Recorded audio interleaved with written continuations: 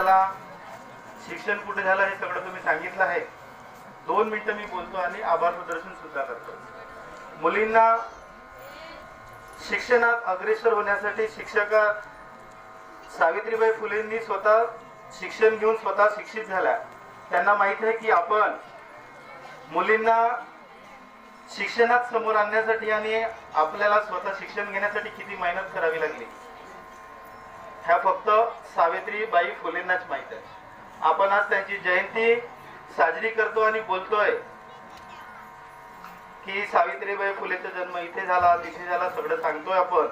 त्या दिवसापुरतं मानतो, पण ज्या मुलींना मॅडमनी सांगितले की आई वडील विश्वासाने शाळेत पाठवतात, तितक्याच विश्वासाने ती घरी सुद्धा गेली पाहिजे.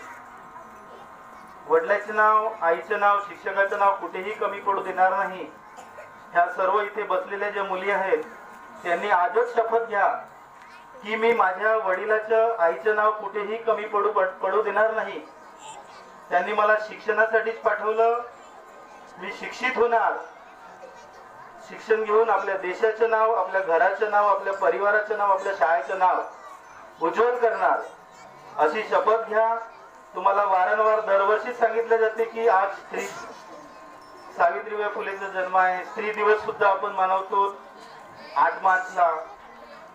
स्त्रियांना खूप काही सरकारने सुविधा उपलब्ध करून दिल्या आहे. मुलींना शिक्षणासाठी आज मागच्या वर्षीपासून जसं हा सत्र सुरू झालेला आहे 24-25च्या तिथे मुलींना शिक्षणासाठी कुठलेही पैसे लागत नाही, ते तुम्हाला माहित असेल.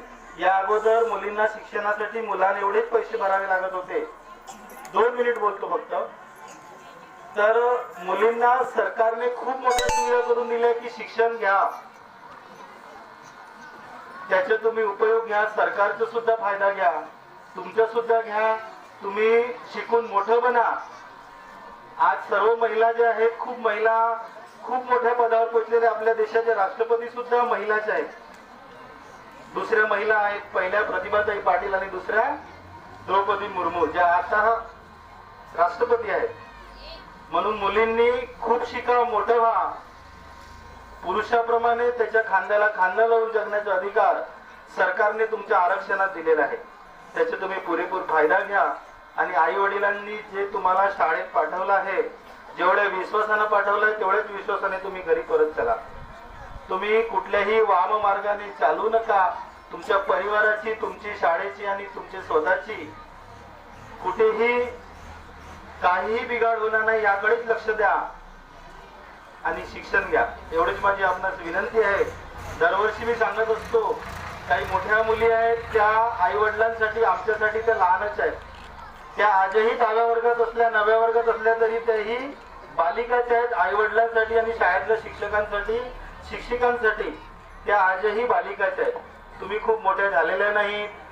शिक्षकांना खोटं बोलू नका. शिक्षकांनी एकदा जर विचारलं की खरं बोलतो, एकदा खोटं बोललं तरी चालेल, पण दुसऱ्यांदा दुसऱ्या शब्दात खरं तरी बोला.